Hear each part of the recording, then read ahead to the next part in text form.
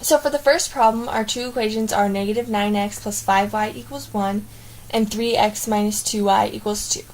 And we need to find the solution to this problem, so basically where they intersect, and we're going to do that using a graphing calculator. But before we use that, we need to figure out our y equals, so we basically need to change it to y equals mx plus b form so we can plug it into our calculator. So we're going to do that for the first problem. And we're going to do that by getting y by itself. So we're going to add 9x to both sides. So let's pretend I did that, and we're going to take that over there. It'll be 5y equals 9x plus 1. And then you have to divide 5 on both sides. And now we have y by itself, and it's also in mx plus b form. So it'll be 9/5. We're going to leave it as a fraction because that's our slope. Plus 1/5. And that's our first equation that we'll plug in. And then for our second equation, 3x minus 2y equals 2. We're going to do the same thing, except for we're going to subtract 3x. So it'll be negative 2y equals negative 3x plus 2. And then you're going to divide negative 2 to both sides. And so it's y equals 3/2 x minus 1. And so those are our two equations that we're going to be plugging into our calculator. Okay, for the graphing part of the equation, you're going to use your graphing calculator. You're going to start by turning it on, of course. And then you're going to go to your y equals, which is up at the top of your calculator. And this is where you're going to plug in your two equations. So your first equation is what we figured out earlier, which is y equals 9/5 x plus 1/5. So you're going to enter that in right here in your first y equals. So it'll be 9/5 x, and your x is right here, plus 1/5. So there's your first equation. You can see it looks just like it is on your paper with the y equals. And then your second equation, which is y equals 3/2 x minus 1, you're going to enter that in below. You're going to press the down arrow because you'll be up here, and you're going to press down arrow so you get to y2, and it's 3/2, and then your x, which is right here, minus 1. Make sure to keep your sign. And so that's your two equations. And then from there, you are going to go to your windows and change them if you have not already. And this is just so you can see your whole graph. And you're going to change your, we changed our minimum and our maximums to negative 50 and 50. So our x min is negative 50. And if I were going to change it, let's pretend that this isn't there. You'd go to your x min after you went on your windows, and you're going to go to negative 50. And then from there, you're going to go down to your x max, and you're going to change that to 50. Now, of course, if you already had it entered in, then you wouldn't be doing what I'm doing. But this is just so I can kind of give you guys an idea.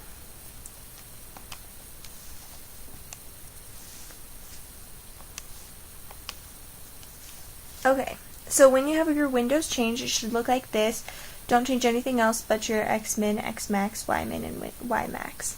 And then you're going to go to graph, which is up here. And then from there, you should be able to see where your 2 points intersect. If you wouldn't have changed your windows, it wouldn't have worked out like that. And so this is how you find the solution, which is your intersection. You go to second, which is right there, trace, and then go down to intersect, or you can just press 5, then press enter when you get down there. And then you should get this, which it's not what you want.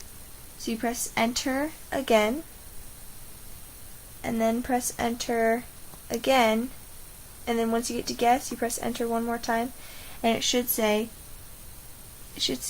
intersection x equals negative 4 and y equals negative 7, and that is your solution. Now for the part to draw your graph, you basically just copy what you got in your calculator, and this is what we got on our calculator. And so you copy the squares as what we like to do. You can also just do it on graphing paper if you'd like. And then make it basically look like your screen. And up here you'd put 50, down here you'd put negative 50, 50, negative 50, and that's because that is your maximum and minimums for your x and y's. And then from there you just kind of guess, I would say, what it looks like, what your graph looks like. And so it's basically going to look like that's one line, and then this one's and that's the other. And that is sort of what this looks like. Obviously it's not perfect, but it's good enough, and that would be your acceptable graph that you drew if you were to find it on a graphing calculator. And your solution for this problem is, like it says on the calculator, -4, 7, and that would be your answer. Our second problem is, a clerk in a bookstore has 90 minutes at the end of each workday to process orders received by mail or on voicemail. The store has found that a typical mail order brings in a profit of $30 and a typical voicemail order brings in a profit of $40. Each mail order takes 10 minutes to process and each voicemail order takes 15 minutes. The clerk must process at least 3 mail orders and 2 voicemail orders. How many of each type of order should the clerk process to obtain the maximum profit?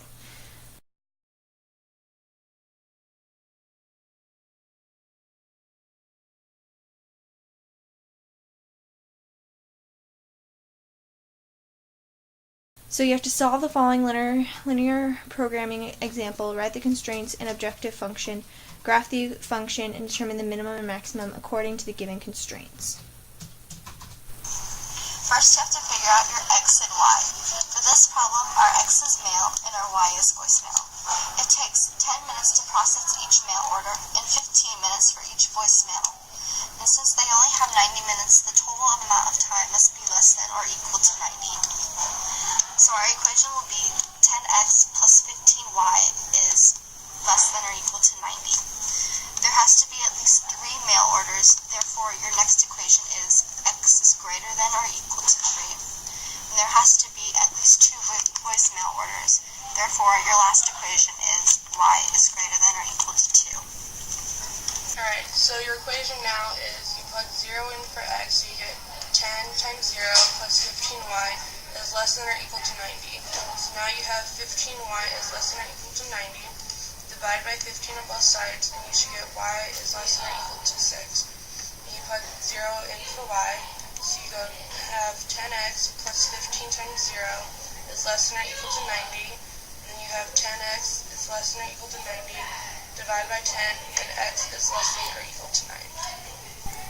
Now that Abby has showed you how to solve for your x and y in your first equation, 10x plus 15y is less than or equal to 90, and you got y is less than or equal to 6, and x is less than or equal to 9. You can also write down your other 2 equations that we got from at the beginning, which are x is greater than or equal to 3 and y is greater than or equal to 2. So those are basically all the lines we should be graphing. And so we're going to graph them now. And basically for this you just graph the lines up first, and all of these are going to be solid lines because they are either less than or equal to or greater than or equal to, and so they all are equal to something. So they would be solid lines, not dotted lines. So we're going to go up first, and we're going to graph our y is less than or equal to 6, and so we're going to go up 6.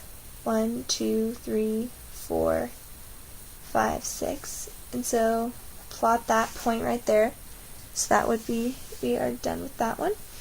And then our x is less than or equal to 9. So we're going to go over 9. 1, 2, 3, 4, 5, 6, 7, 8, 9. And then from there you can draw your line. You can use a ruler, but I'm just going to draw it like so. It was a little bit off, but it works. And then from there, you're going to apply your other 2, or make your other 2 lines. And for our first one, it is x is greater than or equal to 3. That means it's just going to be on the x. it's going to be over 3. 1, 2, 3. And then it's anywhere on that line, so we just draw a line like this. A line like this. Ignore that first one. Okay. I personally like to save my shading for last, so that's why we're just waiting to do that. And then for your y, it's y is greater than or equal to 2, so you're going to go up to the 2 on your y. Plot that point. And you can do it this way.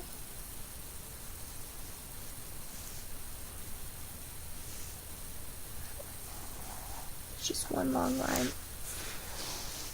Okay, so from there, I'm going to plug in 0 for my x and y, just to see where we're going to shade. And we do this so we can see where see where we should shade. So 0 is less than or equal to 6, 0 is less than or equal to 9, 0 is greater than or equal to 3, and 0 is greater than or equal to 2. So that's true, and that's true. So therefore, since 0 is true for this situation, we are going to shade down, and we're just going to draw arrows because it can get pretty messy if you start shading a bunch, especially because I'm doing this in pen, so it's easier to see.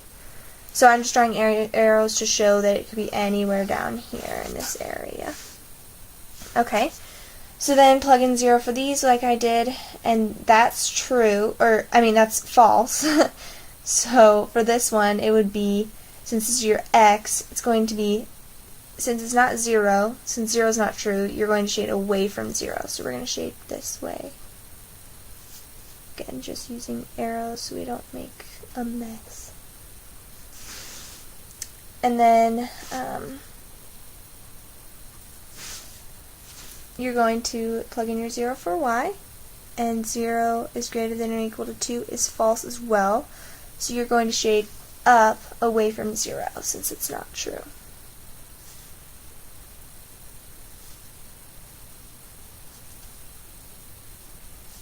And then you find the spot on your graph where all the arrows are together, and that would be this little triangle right here, and so that would be where you shade.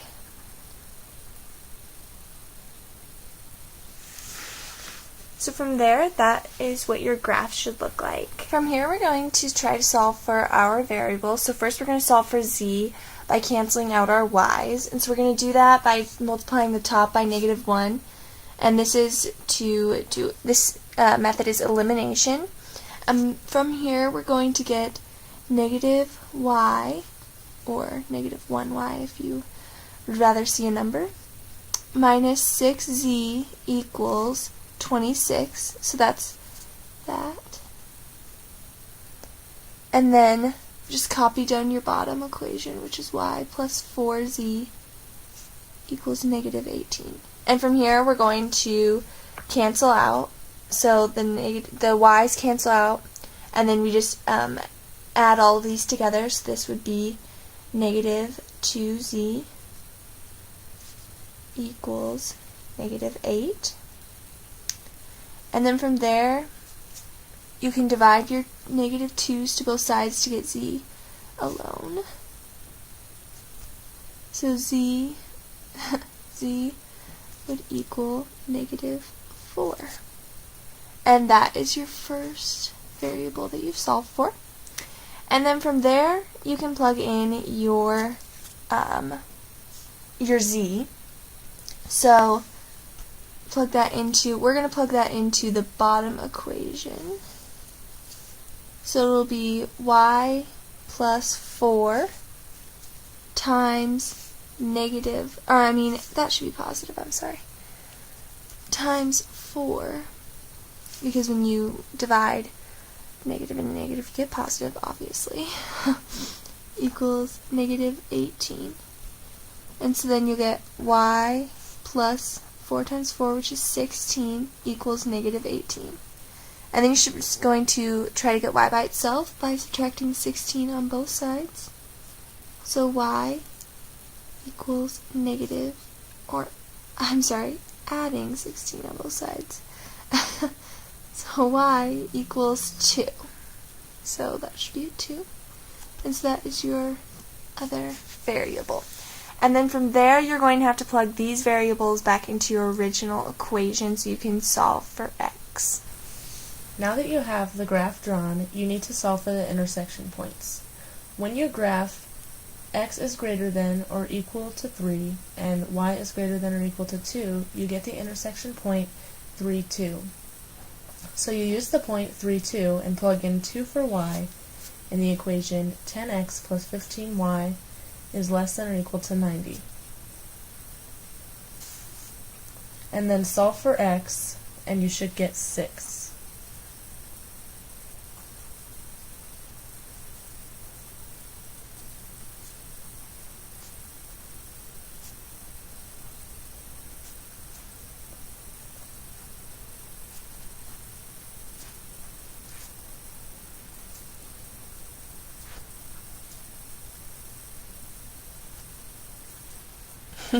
Whoops. Just 6. So now you have the point 6, 2. Then you use the point 3, 2 again, but you plug 3 in for x on the equation and solve for y.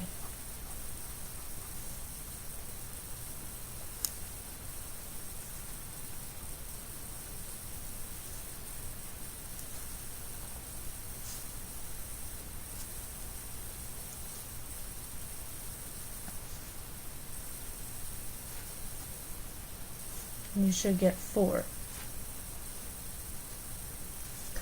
So because you plugged in 2 for y on the first equation, you automatically have 2 as y on that point. And then you solved for x and you got 6, so your point was 6, 2. And then on the second equation, when you plugged in 3 for x, you automatically have 3 as x on that point. And then you solved for y and got 4, so your point was 3, 4. Okay, so now that we have our points 3, 4, 3, 2, and 6, 2, we're going to plug in our equation, which is c equals 30x plus 40y, and we got this because it costs $30, or the profit is $30 for a typical mail order and $40 for a voicemail order, and our x and y is mail and voicemail.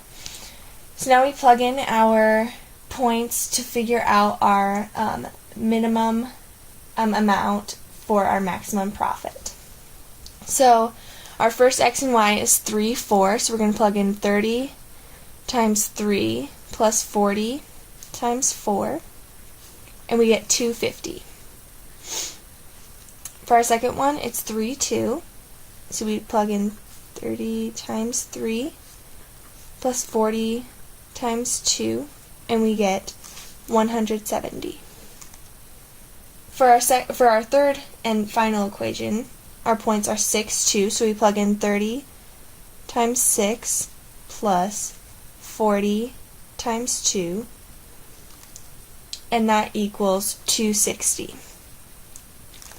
So our minimum is obviously 170, and our maximum is obviously 260. So we would write minimum, shorten min, 170 at points 3, 2. And then our maximum, 260 at points 6, 2.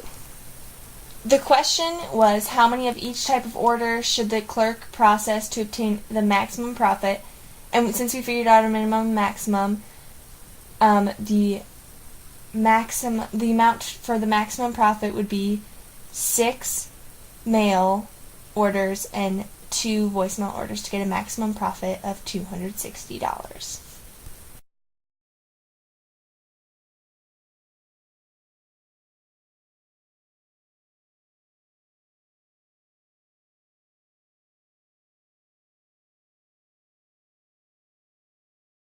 Okay, first we're going to take our two equations, 2x minus 4y plus 2z equals 16, and negative 2x plus 5y plus 2z equals negative 34. And we're going to cancel out our 2's, which will give us y plus 4z equals negative 18, and that's our first equation.